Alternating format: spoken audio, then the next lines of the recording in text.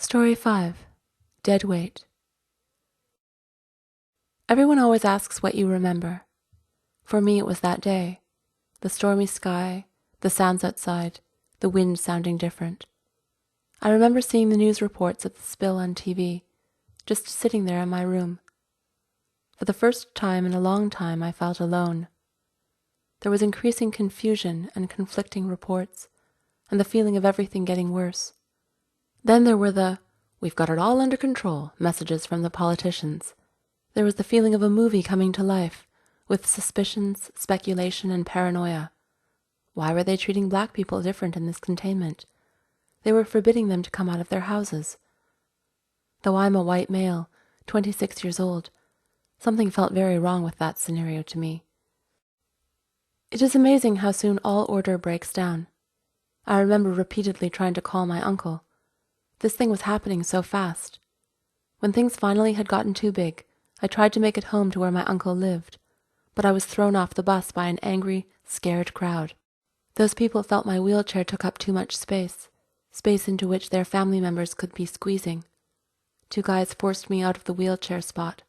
I was pushed straight down the stairs into the dirt, and the bus driver just nodded in agreement with their action. I caught him mouthing the words, "Fucking cripple." That slob, 4 people could have sat in the space he was taking up.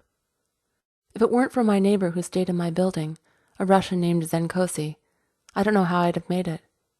Some people thought he was slightly crazy. I wasn't sure about him, as he had a long, billowing beard and slightly unkempt look, but it was him who helped lift me back into my chair. I then sat in the back of his small camper truck. There were a lot of supplies in there. Later, I'd found out that Zen had been tipped off. He knew this was coming. Zen wasn't alone in the camper. He had a daughter who was visiting him from Maine. Her name was Ira. Zen was a particularly huge man. He looked like he belonged in pro wrestling, and Ira was beautiful, with dark hair and large eyes. She had a very inquisitive look about her. As Zen lifted my folded chair into the back of the camper, she looked at me, and then looked at him and screamed, "Great, more dead weight?" Her accent was hot enough to make my legs want to move again, but she seemed like a douchebag. I was just happy to be in there away from the madness, so much so that I didn't tell her to piss off yet, but I did say to her, "I can take care of myself, sweetheart." "What did you call me?" she said. Zen looked at her and frowned, shaking his head, and she sighed and turned away. She then grabbed my seatbelt and buckled it, which is always weird when someone treats you like a child. "You know I can do that," I said. Zen was seated and ready to go, and Ira climbed into the seat beside him. She asked where we were going next. "Straight to the cabin," he said. "This place is going to hell. It just keeps growing. That virus isn't normal. You both heard the reports. People are attacking each other, eating each other's flesh. Whoever gets this thing bites or scratches another person, and they get it. We need to get away from the people now. Peter, over the years I have noticed, you're pretty much a loner like me. You can come with us, or we can drop you off along the way, if it's on our way. They're talking curfew and shutting places down, so the faster we go, the better. They aren't going to be able to stop this thing, the social unrest. People are rioting and robbing. Government's going to clamp down. More people outside mean more people to carry and spread the virus. Damn that company." "Is there a phone there?" I asked. I left mine. Network was down. "Yes," he said, "but it might not have service. A lot of the networks are down. I think it has something to do with the government and all the calls taking place." The service had been on and off lately. I wanted to call my uncle and let him know I was okay, or at least see if he was, but I didn't know how to reach him. I doubt mail was getting through. For now, I knew it would be better to go with Zen and Ira and try to reach my uncle later. Sometimes he left the country without a moment's notice. My mom and dad had, well, they had passed on earlier in the accident that paralyzed me. Maybe it was because death was happening all around us these last few days, but I was thinking about my father a lot. I stared into his eyes, watching him try to mouth words as the weight of the car crushed him. The only thing I could make out was, "Goodbye." But there was my uncle who had forced me to keep going after I lost the use of my legs. Maybe it was arrogance, or sheer stupidity to think of a time like this. But I also thought about the harmful words Ira had said to me. Dead weight. They'd return to me sooner than I thought they would. Shame how so many people assume we're invalids. I'd been living by myself and doing almost everything for myself for a long time. Sure, there had been rough spots, but I was doing well once I learned a few things. What should I expect from a stranger? In a room full of family and friends, you could still be alone, sitting there wondering what everyone in the room was thinking. Sometimes no one asked questions, and that could be worse than if they had asked them. Strangers could be the worst, with a deluge of inappropriate questions. I've always been like, get to know me, and then I'll tell you anything you want to know. In some ways, losing my legs seems to have made me stronger, but there were just a few people, like Ira, who managed to get on my nerves. I owe so much to my uncle. Those few weeks home, he really kicked my butt. He taught me to be strong. He hollered at me, and he said that I needed to get over it. At the time, that was tough to hear. I could have strangled him at what I thought was his indifference to my situation. But it gave me the anger I needed. I just had wanted to lie down.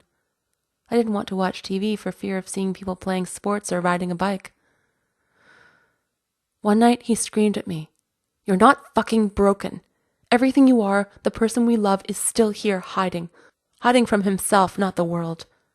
Now, if only he could have helped me break myself out of the habit of trying to wiggle my toes, or thinking that with enough willpower I could do it.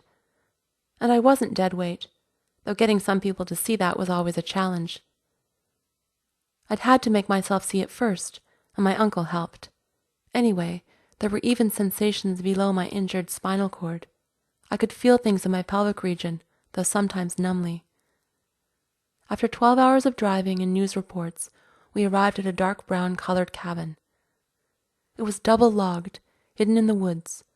The sky stretched for a little bit, and there was a group of trees. "This is a good place," Zen said. "No one knows about this here. At least there doesn't seem to be any of those things around. Ira, you help Peter." Surprisingly, Ira grabbed my chair and unfolded it without saying a word. She seemed like she had something else on her mind. I moved to the camper door and used my arms to lift myself into my chair. In the movies, they always have people who can't walk cursing their chair, but to me, my chair meant I was better in control. I felt nude without it. Ira did something I don't usually like. She grabbed my chair and began to push. I prefer to operate it myself, well, with strangers. "You'll like it here," she said. "We always come up in the winter, my dad and me. We haven't been up for a few years together. He inherited this place from his father. It's pretty big, with a cellar, attic, fishing, hunting. We could be okay here for a while. It's hidden, and no one ever comes by." "I'll take it," I said, "if it beats the riots that are happening in the cities." I didn't think about it at the time, but there was a wheelchair ramp, and she smoothly pushed me over it. The inside of the cabin was dark. She hit the light switch. The light flickered on and the stuffed moose in the corner became visible. "Damn it!" I yelled. "What the hell is that?" "You're not too comfortable with stuffed things," she said, chuckling, finding a sense of humor at the end of the world. Zen came in with a radio. "Listen," he said. On the radio, they were telling everyone to stay in their homes. Anyone seen outside would potentially be shot. And there could be a mistake, they continued. Well, that last part didn't make me feel any better. Mistake seems like a justification. "Everything is already far out of hand," Zen said. "There are going to be a lot of mistakes." We listened for hours as it grew from daylight to night, and the world found itself at the brink. There was report after report of sheer madness. Newscasters attacked and turning into zombies mid-report, areas of resistance where people were held up, phone service down for the longest it had been since this started. The doctors were saying they couldn't stop the spread. It was happening too quickly, and the patients were too dangerous. The internet was not connecting here at the cabin, and many other places, according to the radio. "How could the satellites just fail?" I asked Zen. They were blaming some weird electromagnetic pulse from the sun, but to me, the timing was too strange. Would it ever come back? You knew it was bad when the president started bringing troops home from all the stations. Every country started closing their borders. 100 million people died of the Spanish flu after the First World War. It was estimated that whatever this thing was, it already had infected 100 million people. They were all infected by this plague, a plague that seemed to infect and spread like wildfire. People were eating other people, and nothing can prepare you for that fact, but the news was consistent on the stations we had left. That first night at the cabin was terrible for what was going on, but I sometimes think back to it. Oh, to feel that naive again. None of us knew what we were facing, nor did we know we'd become an upside-down number, where we were the minority and they were the norm. We'd sit by the fire and discuss the zombies. We talked about the fact that it was some kind of virus that spreads. We would listen to that radio until all voices went off air. The last to go was a show called Ghost Radio. Some stations still had the music looping, but there were no more regular news reports after a while. Some of the last reports were about famous people killing themselves. I thought they had bunkers. Zen didn't have a TV, but I think TV might have made it all worse. I mean, if we could actually see all of this happening, it would have stolen some of our hope. No zombies seemed to find their way to us those first weeks. We talked about feeling almost guilty. The world was falling apart, and we were hidden away in the hills. Zen knocked out a wall, making the bathroom accessible for my chair, which was nice, but it left one side open, and Ira would randomly come by, shaking her head, rolling her eyes or smirking. I think I would just be happy if she stopped leaving the chair I'd placed in the shower in the hallway. I kept telling her it was much easier for me not to have to put it there, but I think she just did it to get on my nerves. The food was holding up well. Zen said in summer we'd have time to plant. When winter came, the snow kept us partially hidden, and we only turned on the smokestack as we had to, so as not to attract human attention. Zen also said we'd have to make the cabin area more secure over the winter. Then there was an event none of us could really explain. Zen swears that he and Ira had the same dream. They woke up in the middle of the night. They said they looked out the window in the dream and they saw a man. He instantly noticed this and started grinning at them. The man had eyes of fire. When they woke up, both of them heard the first reports of this. The strange thing is, I'd also had the same dream. We all knew that each other had experienced this, and we took it as a sign we were supposed to be together, for better or worse, or rather, better or Ira. I never did reach my uncle. We'd talk about a plan to go get him, but I knew he'd want me to stay put. I thought that the phone service would endure longer, but it went pretty quickly. No calls could make it through. However, Ira was seeming to warm to me some. She made sure I got extra food at meals, and she'd cover my feet at night, even though I couldn't feel them. Maybe that would keep me from catching pneumonia, one of my greatest fears, and something my injury makes it hard to fight off. They told me that if the injury had been any higher, I might have lost all control of my bladder function forever. All the guys at the center have this problem. We had to get our bladders drained a few times a day to avoid accidents. I somehow was stuck thinking how this would be if I had not regained some control. Still, sometimes accidents happened, but at least so far not in front of Zen and Ira. I remembered the terrible time I was in the elevator of my building, and piss started pouring down like a shower. Some kids were in there with me. "Hey, look, that guy's pissing on himself." They got real quiet when I threatened to run over them with my chair if they'd told anyone. Most guys at the center had learned to live with little or no control. Could we learn to live in this new world? I wonder how much we could get used to. These were always my thoughts at night, me lying on my pillow in my room. It was small but comfy. We had boarded the windows, and it held just a bed and nightstand, but it was all I needed. More weeks passed. This was the first time Zen had left us in the cabin. He took supplies and headed into the woods to hunt. He made us promise to stay put, but he also refused to let us go with him, saying it would be better for one person to go, and it would use less supplies. I forgot to ask him what he hunted up here. A fat, crispy snow squirrel even sounded good right about now, with gravy and mashed potatoes, buttermilk biscuits. Yeah. I suspected something strange with Zen, like there was something he and Ira were keeping from me, maybe for my own good, or maybe I was just being paranoid. However, I went along with the program. It was a bit creepy without Zen's presence. I got ready for bed that night just like I always did. Just at that moment, I felt a slight tug. "It's me, Ira," she said, lying next to me and stealing part of my blankets. "I don't want to be alone." "Oh, so you wait till your dad leaves to take advantage of me?" I joked. "What, do you think I can't fight back with my legs?" She just looked at me like, "Are you serious?" Then busted out laughing. Ira was weird. Sometimes you could impress her with your humor, and other times she'd look at you very much like you'd told a joke to a robot, one without a laughter chip. I was getting better at making her happy with my jokes. Oh, but she always laughs at her own terrible jokes, usually leaving me and Zen looking at each other sideways as if to ask, "Did you get that one?" "Hey, tell me about your life before any of this," she said. "What do you want to know? Did you have a girlfriend?" No, I didn't have a girlfriend. Well, I did, but the loss of my legs, as she called it, was a bit too much for her to overcome. I guess she was escaping a life of dependency from me. "What about you?" I asked. "Have a boyfriend?" "Yes," she said. "There was someone. He is a shop owner on Maitland Street, where Dad lives. That is why I was visiting. His name is Sonny." "Sonny? Sonny?" "Yeah, Sonny," she said, smirking. "Okay, what's wrong with Sonny?" she asked.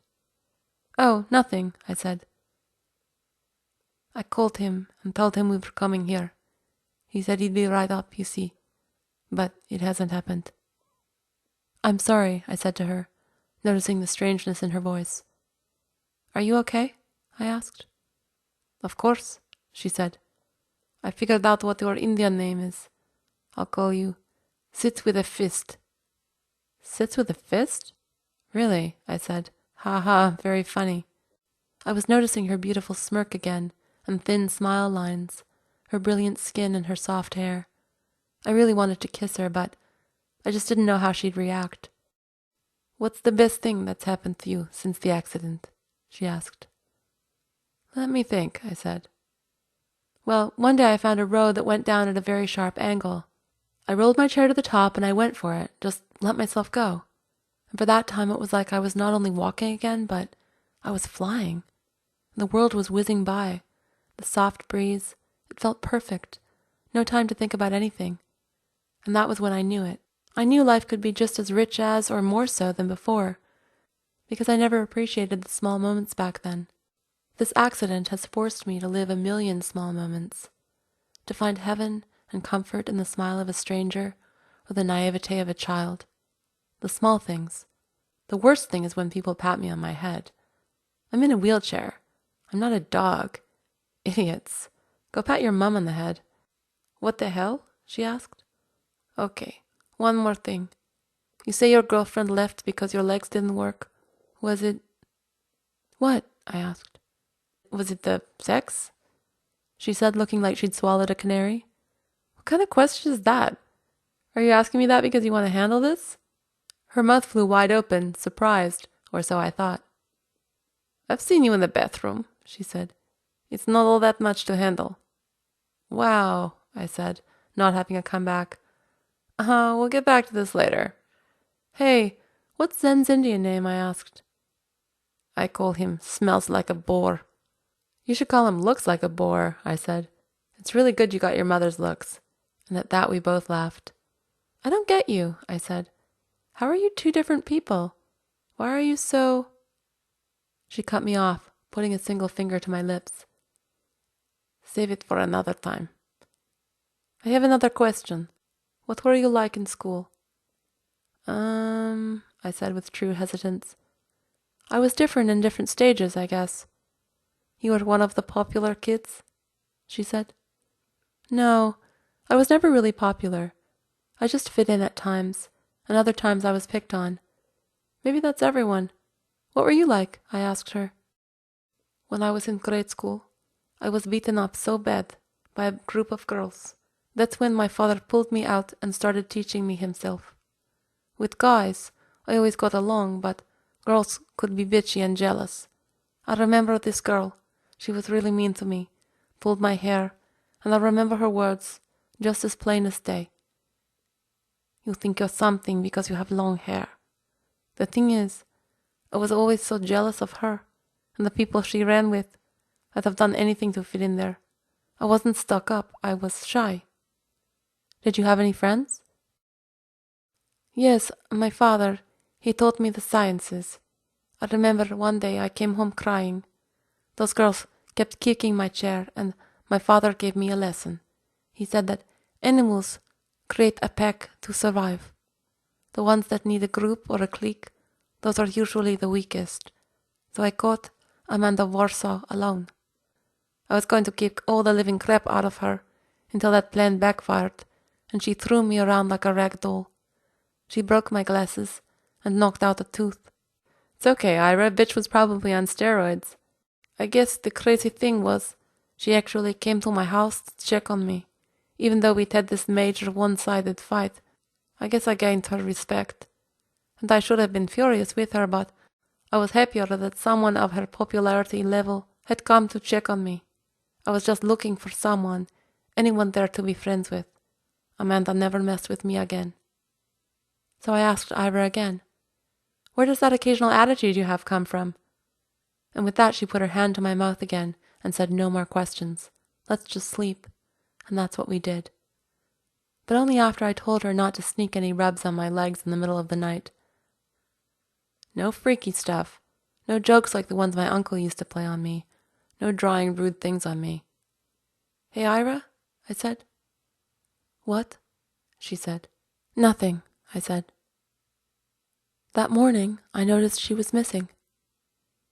Most people use their body to swivel them out of bed, but I use my arms.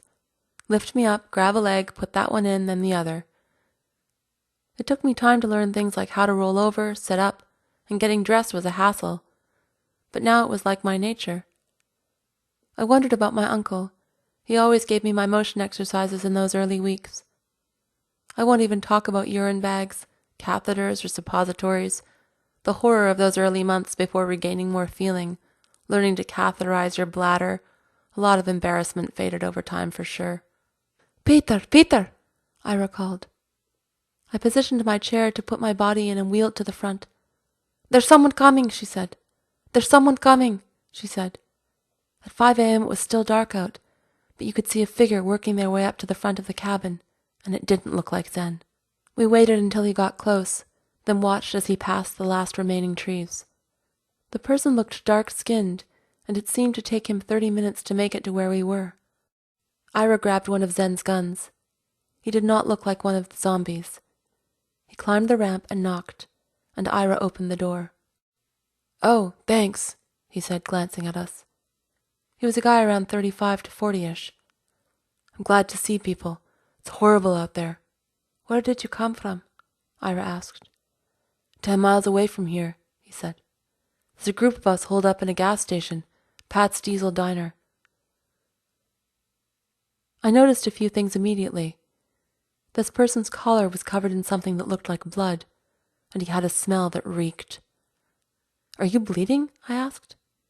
He just ignored me. "I'd really like to come in," he said. "It's so cold out here. I need to get in and get warm." He smiled and said, "Well, I can't come in unless you invite me. Wouldn't feel right just walking in, you know.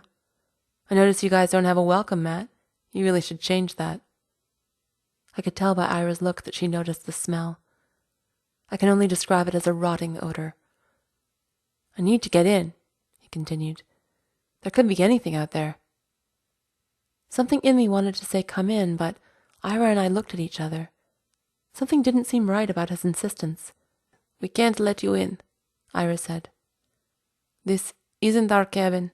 It doesn't belong to us." At that moment, a hint of sun shone through the trees. "I've got to go," he said, slinking off and disappearing quickly. "I'll be back tonight." "Did that guy creep you out as much as he did me?" Ira said.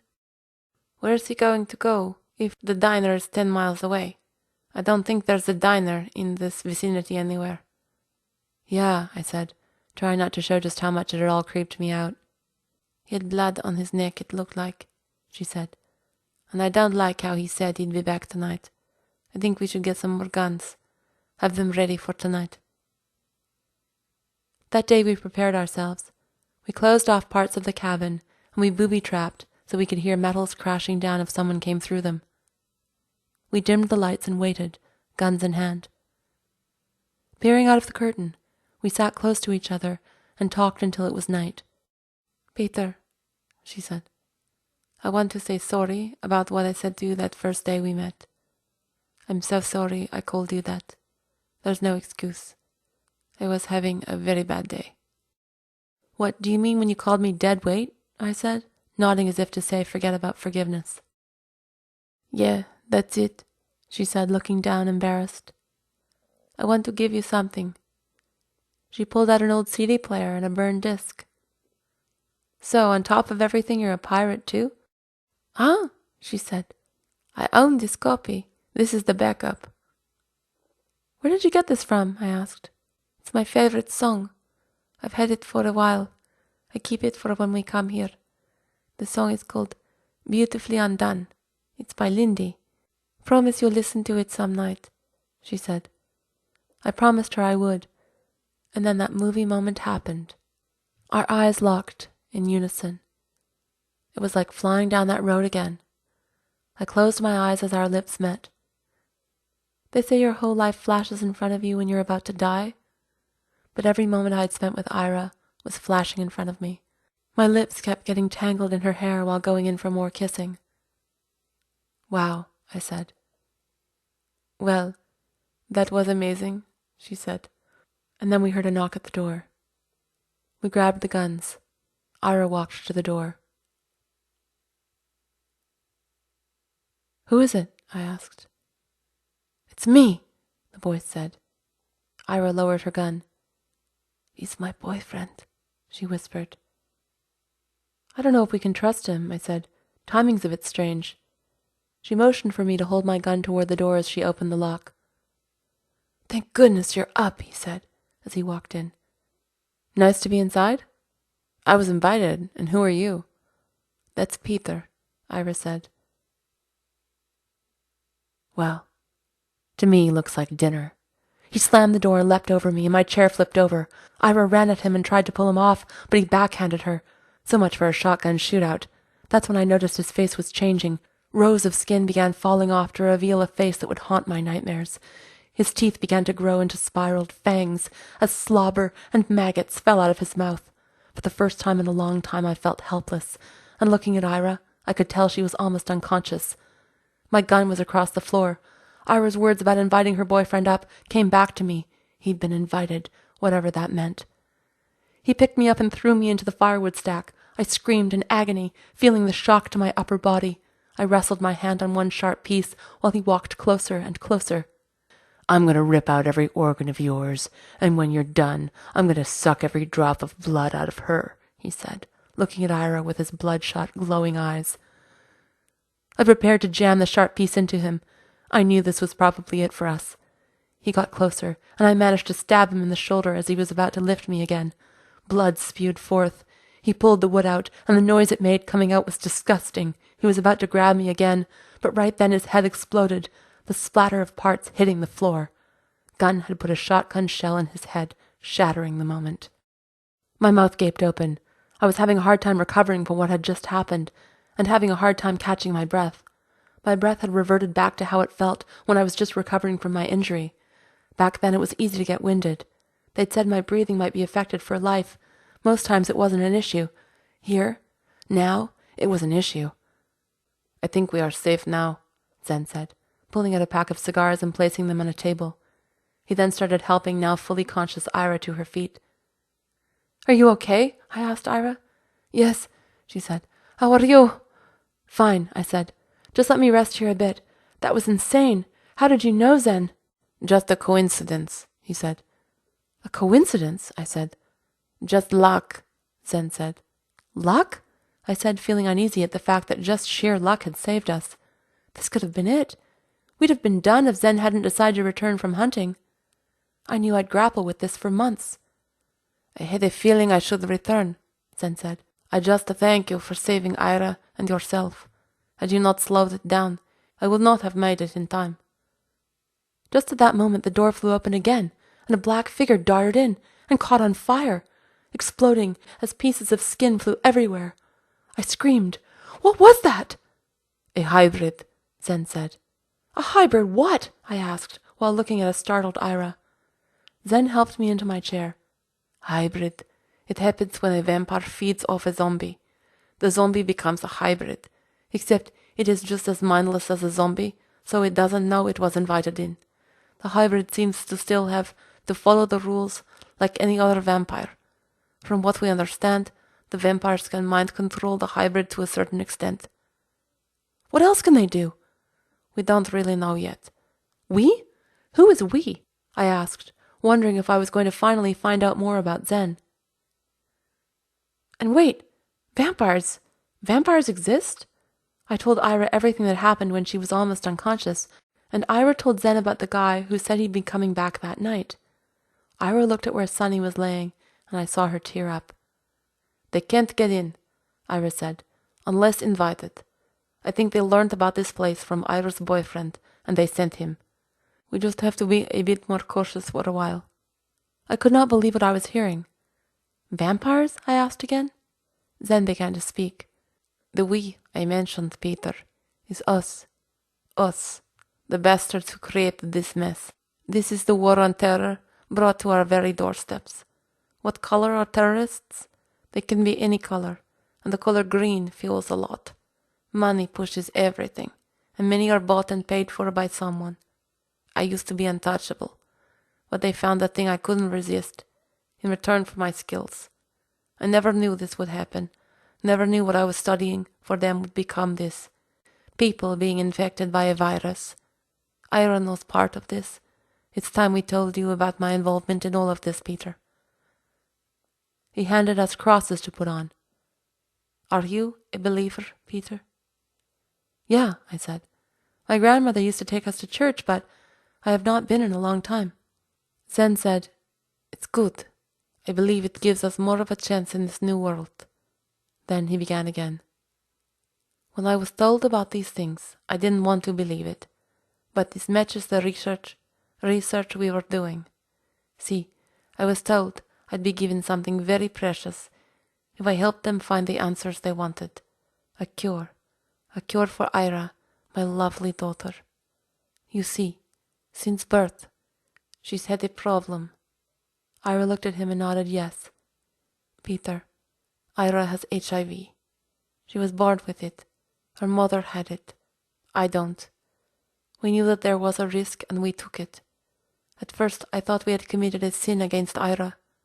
I don't regret taking the chance now. It gave me Ira and the only thing left of her mother I have. Ira's mother passed away from AIDS. She slipped away as Ira held her in her arms. I'll always remember her eyes, the beauty surrounded by the darkness. She asked Ira to put her lipstick on. She knew she was leaving, and she passed away on the loveliest day I have ever seen. Fitting for the loveliest person I have ever known.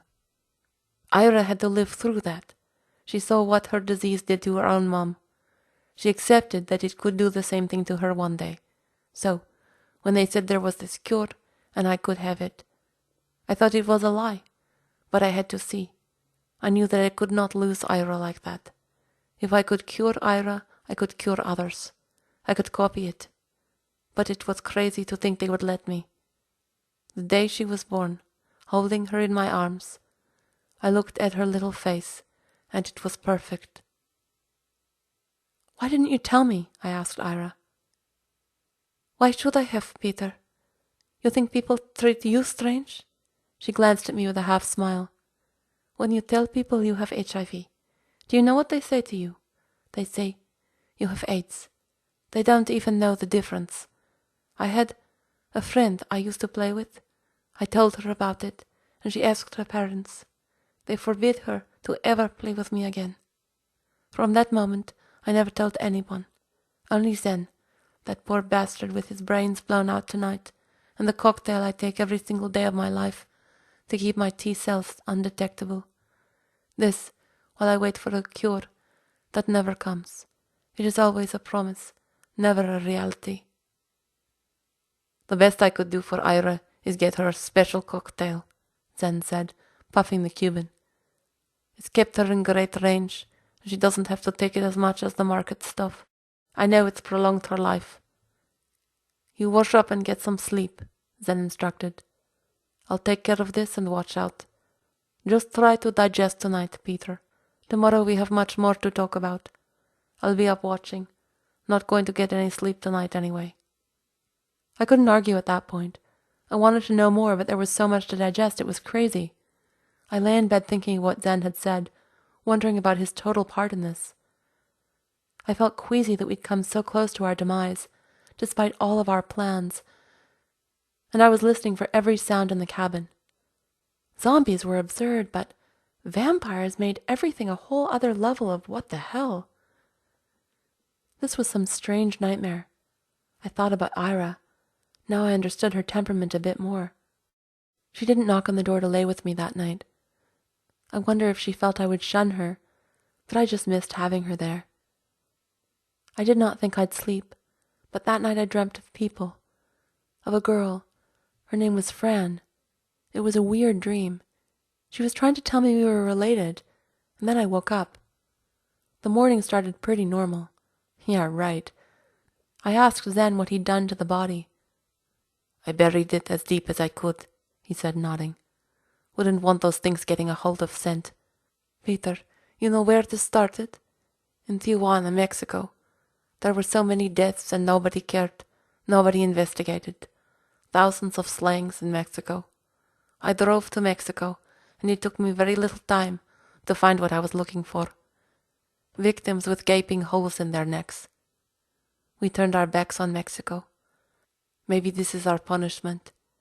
These vampires have been hiding in plain sight. That's the funny thing about our world. Everything is in plain sight, most of it beautifully hidden under the word conspiracy. They count on that. The public has been marvelously trained to label everything a tinfoil conspiracy. It gives people like me the opportunity to safely operate in the shadows. You mean the Illuminati? I asked. Is all that true? Well, sort of, Zen said. Cut on your radio, listen to your playlist. Notice how many songs mention the word light, to illuminate. Every other song?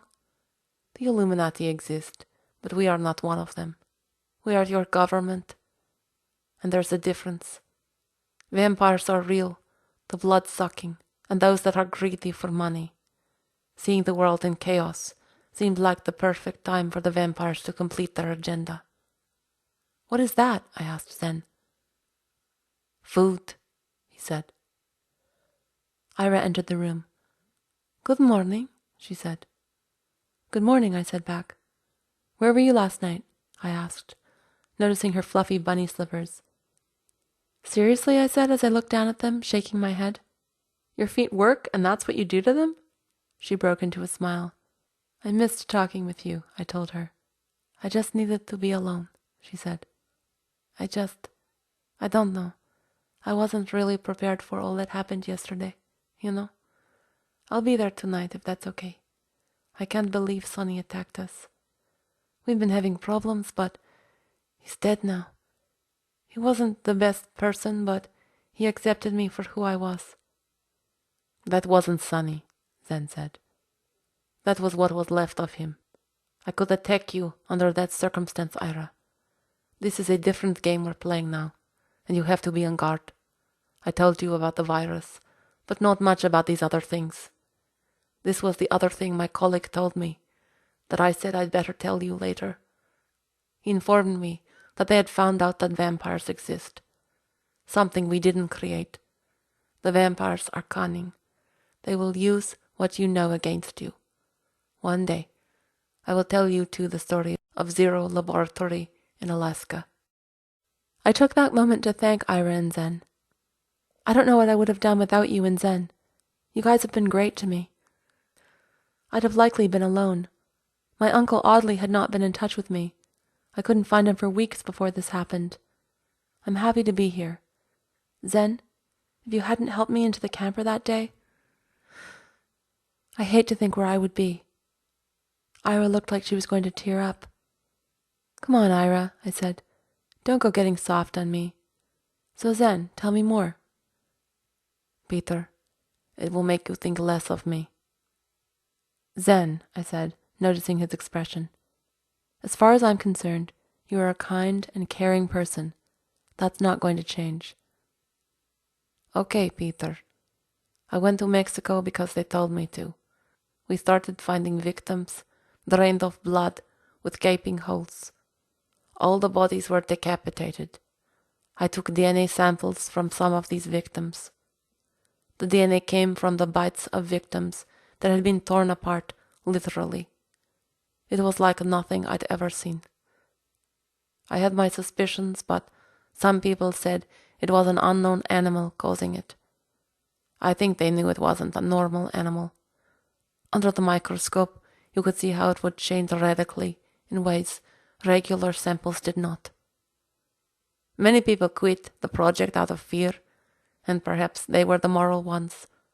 The rest of us, we began injecting insects, and nothing would happen at first.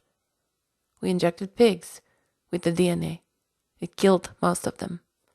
And the ones it didn't kill, it didn't seem to have an effect on them, till we found it created a flu. At first, this flu went undetected, as no one knew what to look for. But close to the project, we knew we were onto something with this DNA, so the test continues. That's when we noticed the flu one of these pigs had somehow contracted. It was so much like regular swine flu, just with subtle variation. Then we moved on to mice, but nothing happened until we remixed the vampire bite DNA with the rare flu we found in the swine. We came up with the idea to inject the dead mouse with the concoction. It reanimated the dead mouse. Something about seeing that first mouse let me know I wanted to stop, but I was too deep by this time. At the time, I didn't know if we'd already gone too far. Those mice scratched or bit each other, causing them, all of them, to get sick, die, and reanimate. The higher-ups ordered that human tests be done. I refused. I told them I would not work with humans. They wanted me, so they told me they could definitely cure Ira. They convinced me that they had a cure, and it would be mine if I continued to work with the testing, and I told them no at first. Have you ever heard of the Rohingyas? They are the most persecuted people in the world. And you have never heard of them, right? Well, in Burma is where that human testing began. I took a reserved role. The scientists were taught they'd found the ultimate. The scientists there thought they'd found the ultimate bioweapon with this flu, but guess what they found? That this thing sickened people with brown skin only, but not people with white skin. And they were overjoyed. But I wasn't. I was done. They didn't get humans to reanimate, though, but could reorder the Middle East, which has long been a dream. We could sicken any opposing army without it affecting white people. That is where I lost contact with the project. I fell off the radar for a year, until a week ago, when I was contacted by a friend still with the project. He told me to get ready, that they had gone further than we'd ever imagined. They'd found the virus mutated at an insane rate. They'd found out how this virus turned anyone who got it into a zombie, and how it could be passed from one person to the next, that another mutation caused the people who were infected to crave flesh, and as we feared, it would be out of control soon, and a cure was not likely. This colleague also said that a cure for Ira does exist. I don't know what to believe in that regard, so I blame myself for having anything to do with this, but science always made me want to see what was next, and love almost took me there. I saw Zen's face. He looked like he wished he didn't have a hand in this and that it would haunt him forever. But so go the things we can't take back. He went on to talk about how one of the white scientists who worked with him was the first white person to catch it and die. They immediately began working on a cure when the first mice reanimated. Could there be a cure for this virus? We don't know, he said.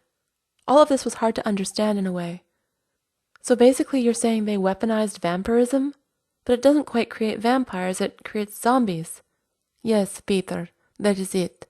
The Bite DNA had the ingredients to get us where we are now. Okay, Zen, but where did the vampires originally come from? We don't know if they came from elsewhere or if they have always been here.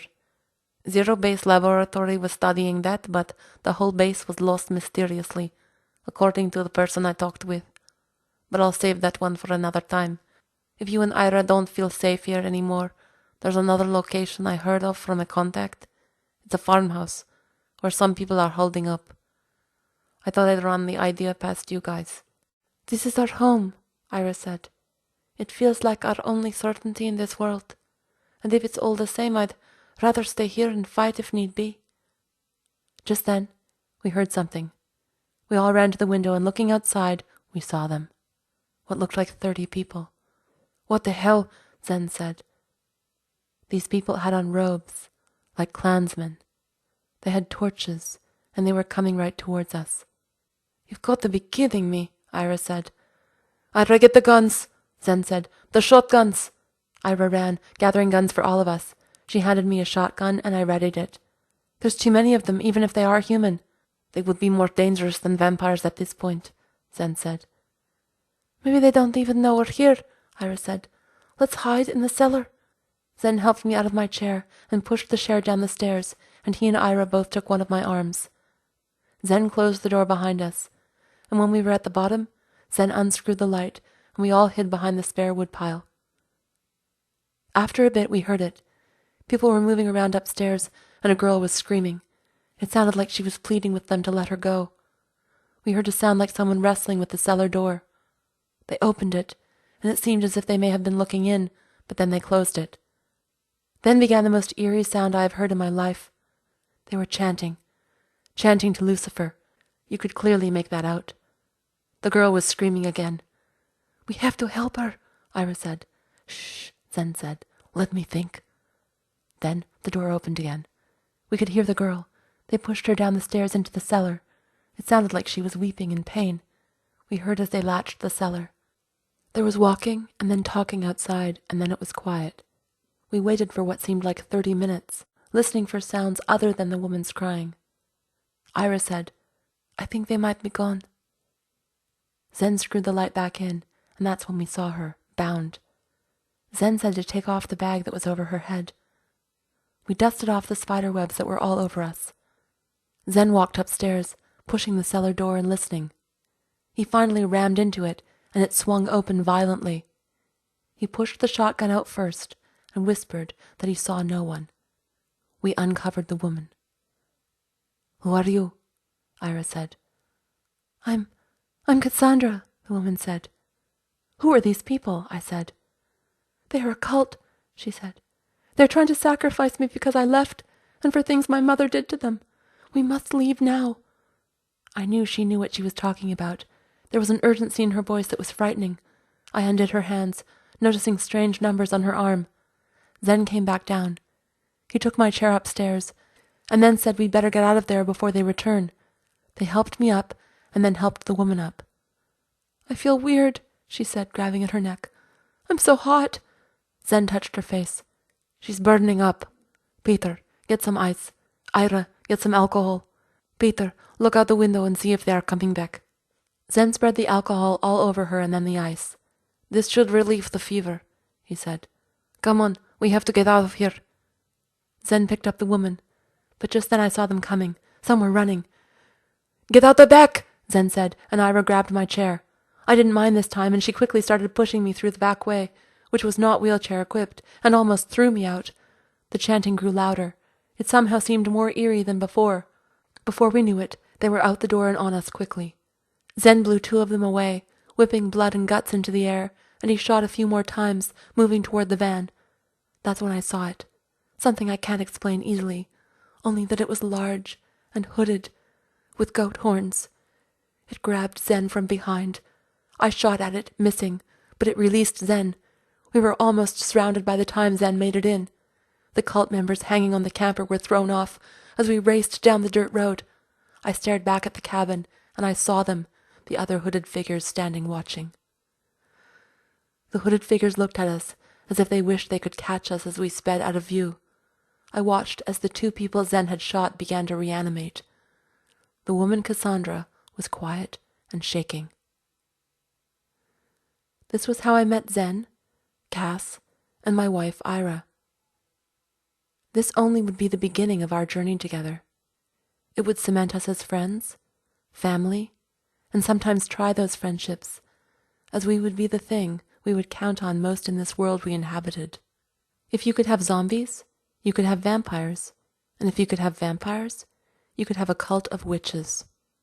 That's me, quoting a book called The Wisdom of the Witch that I found in Zen's bag.